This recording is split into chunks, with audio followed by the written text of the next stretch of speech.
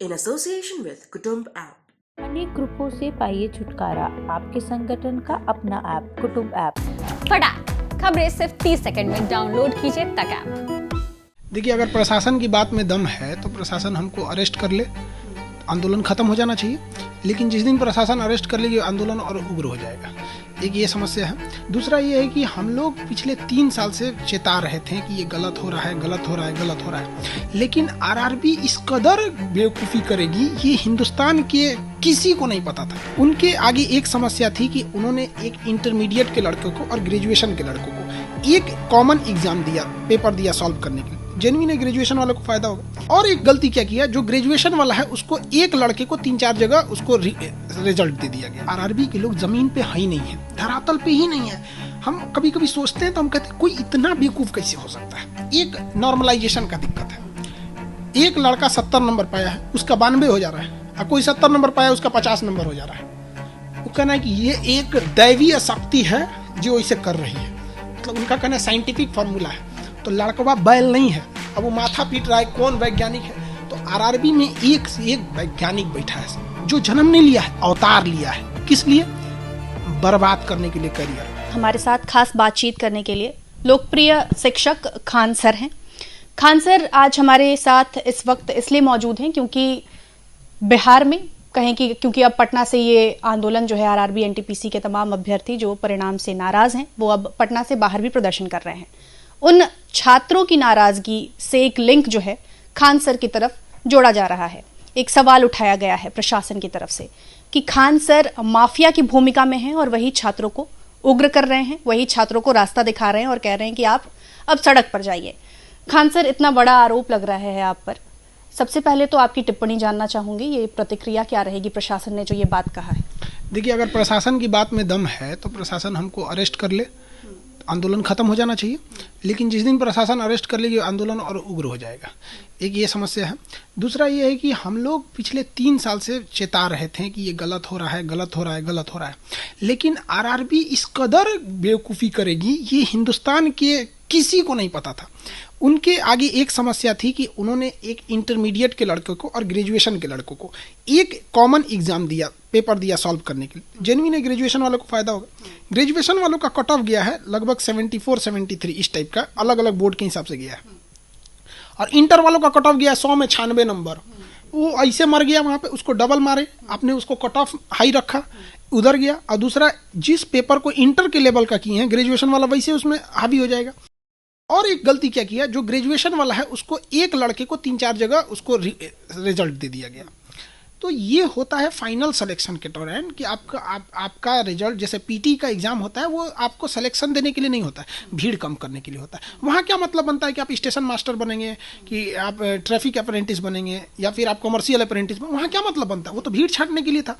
तो लगभग 70 लाख लड़के भरे थे, तो 7 लाख का उसमें रिजल्ट होना था, 20 गुना भीड़ छाट लेते। अब उस भीड़ में आप अलग अलग एग्जाम लेते कि भैया देखो, ग्रेजुएशन वाला है वो हर एक फॉर्म को भर सकता है। अगर आप चाहते हैं सबका एग्जाम देना तो आप सबका एग्जाम दे दीजिए। इंटर वाला स्टेशन मास्टर नहीं भर सकता क्योंकि वो ग्रेजुएशन लेवल पे, आप इसको दीजिए, पास हो गया, आगे आप उसका स्किल टेस्ट ले लीजिए, साइको लीजिए, टाइपिंग लीजिए, जो लेना है उसका फाइनल रिजल्ट दीजिए। इन्होंने क्या किया, पीटी एग्जाम में ही क्या किया, उन्होंने कैटेगरी वाइज रिजल्ट दे दिया। यहाँ से दिक्कत नहीं है। दिक्कत ये है कि जब आपने 20 गुना बोला था तो 20 गुना रिजल्ट देना चाहिए।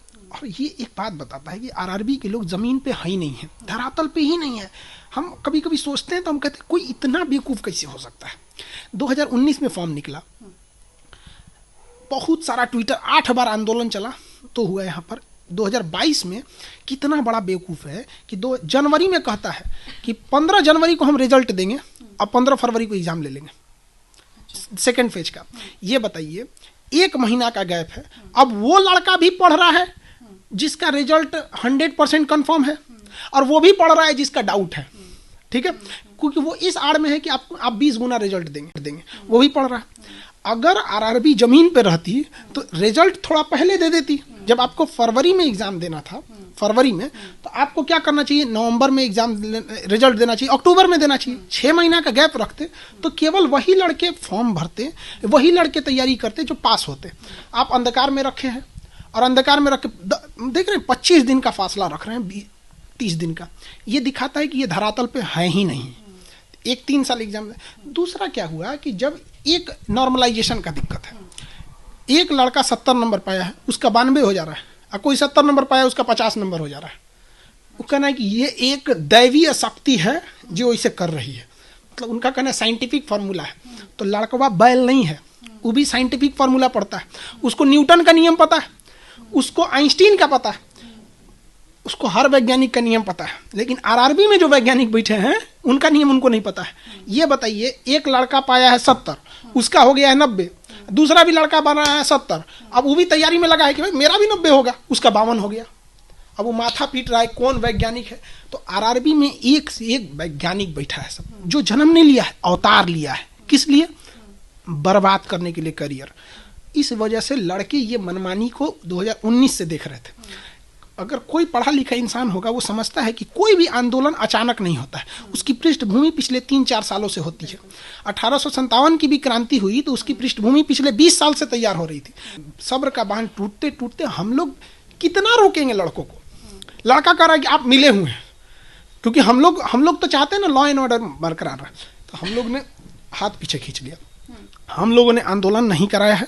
हाँ, बस इतना है कि जो लड़कों को हम लोग रोक रहे थे कि आरआरबी तुम्हारे लिए कुछ सोचेगी, हम लोगों ने स्पष्ट बोल दिया, आरआरबी तुम्हारे लिए कुछ नहीं सोचेगी, तुमको जो करना है करो। ये आपने स्पष्ट बोला, आपने बोल दिया। हम कौन होते हैं रोकने वाले लड़कों को? हम कौन होते हैं लड़कों को रोकने वाले? हमारी बात आरआरबी सुनेगी नहीं, आरआरबी कोई वैल्यू नहीं देती, हम लोग को माफिया कहती है। बताइए, जिस भारत में गुरु को कहा जाता है गुरु गोविंदो काको लागो पाए, ये कह रहे हैं कि माफिया है, शिक्षा माफिया है। तो हम लोगों ने स्टूडेंट को बस स्पष्ट बता दिया कि आरआरबी आपकी बात नहीं सुनेगी। और आग में घी का काम क्या किया इन्होंने? एनटीपीसी वाले तो नाराज थे ही, रेलवे 4th ग्रेड के एग्जाम में इन्होंने मेंस एग्जाम घुसेड़ दिया, वो भी आंदोलन के बीच में। लड़का राजेंद्र नगर टर्मिनल पे खड़ा है, हमारी मांगे पूरी करो एनटीपीसी वाला, तब तक नोटिफिकेशन आ रहा है कि रेलवे ग्रुप डी वालों को ही बर्बाद कर दिया। जो वहां 1000 लड़के थे, अचानक 20,000 हो गए। यही आरआरबी और एनटीपीसी का मैं मसला समझना चाहती थी। दोनों अलग अलग मुद्दे हैं। तो आप समझिए कि कैमरे के उस पार आपके ही छात्र हैं, वो आपको देख रहे हैं। आप जैसे किसी मुद्दे को सुलझाकर समझाते हैं, एक बार कोशिश करिएगा कि हमारे उन छात्रों को भी ये मुद्दा समझाएं जो इस प्रोटेस्ट में नहीं है, लेकिन कल को उनके साथ भी ये हो सकता है। तो आप उनको समझाने की कोशिश करिए कि आरआरबी और एनटीपीसी का मामला कैसे कैसे अलग है, और क्या यहाँ लूप होल हुई, क्या छात्रों को यूं सड़कों पर और रेल रोकने की नौबत आ गई है। देखिए, भारत में एक संस्था आरआरबी, वो नया रिसर्च करती है लड़कों। जैसे वैक्सीन पहले चूहा पे ट्राई मारता है, ये विद्यार्थियों पे मारता है ट्राई।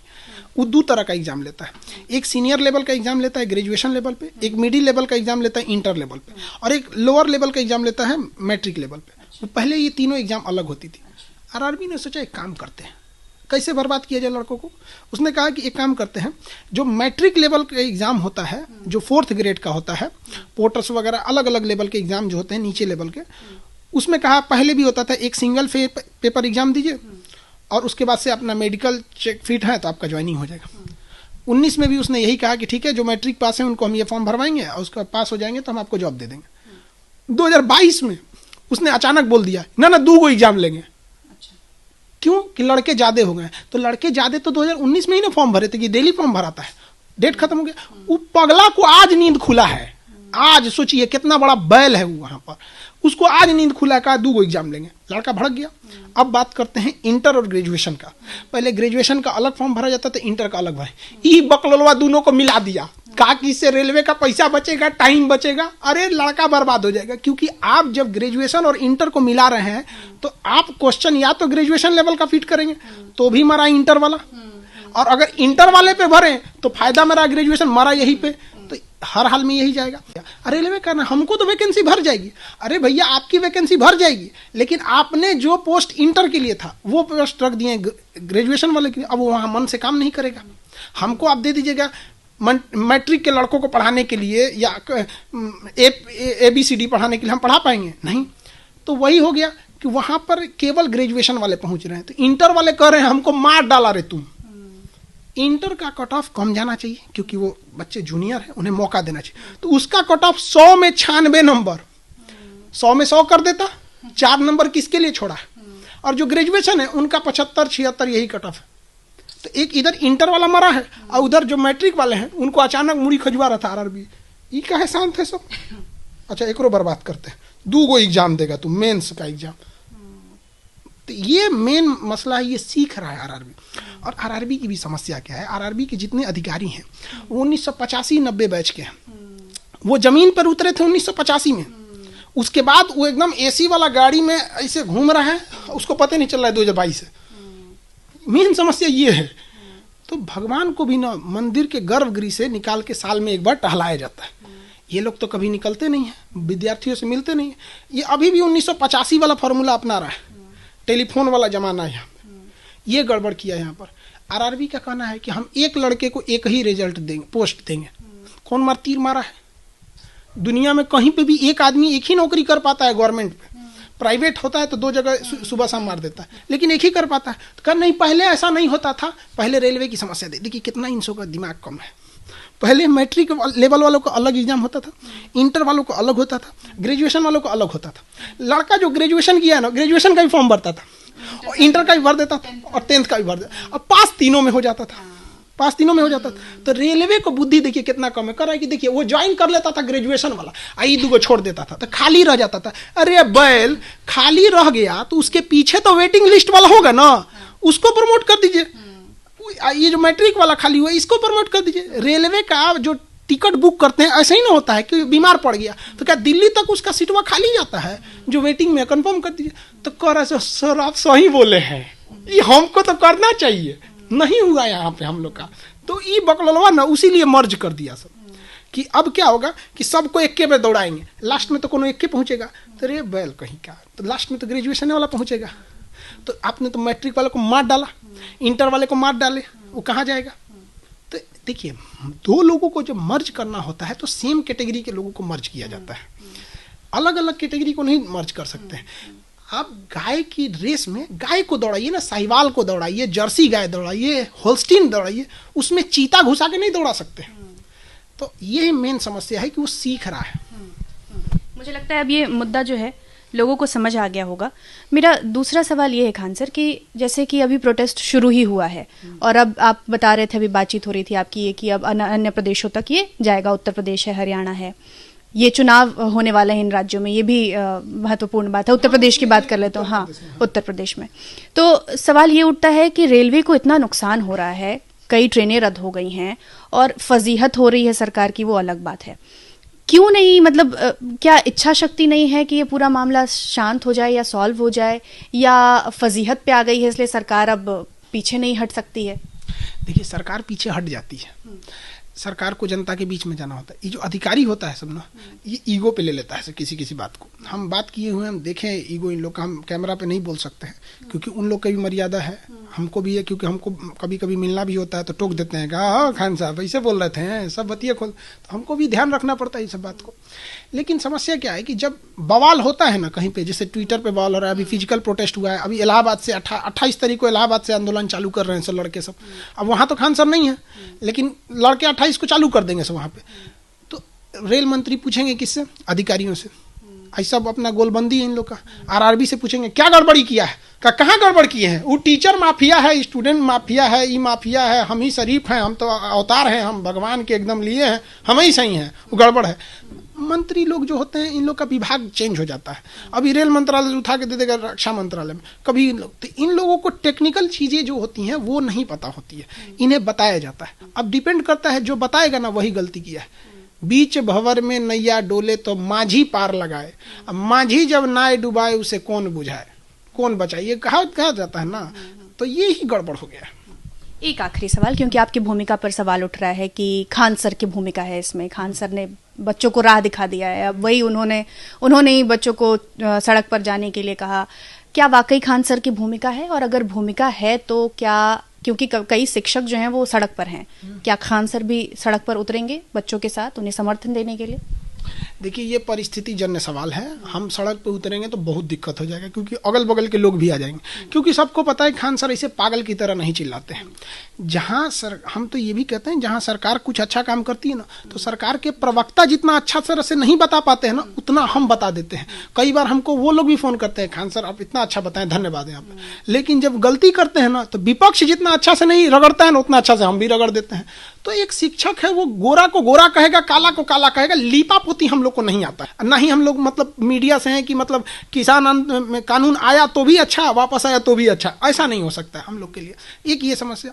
दूसरा ये है कि अगर कहना है कि खान सर आएंगे कि नहीं, तो हम अगर वहाँ चले जाएंगे तो फिर आंदोलन बहुत बड़ा हो जाएगा, ठीक है, लॉ एंड ऑर्डर काफ़ी बिगड़ जाएगी। तो हम लड़कों को ये है कि कुछ लड़कों को चोट आया है, कुछ ये, और हमारे जाने से रेलवे बार बार ना अपने कुछ लोगों से या कुछ लोगों से प्रोवोक करा रहा है कि खान सर आए, खान सर आए, क्योंकि जहाँ टीचर जाएगा उसको बहाना मिल गया, बस बस बस बस टीचरों का आंदोलन है। अभी क्या कहेंगे विद्यार्थियों का, तो लोग पूछेंगे काहे विद्यार्थी कर रहा है, समझ में, और ऐसे कह देंगे कोचिंग माफियों का है। ये गड़बड़ बात है।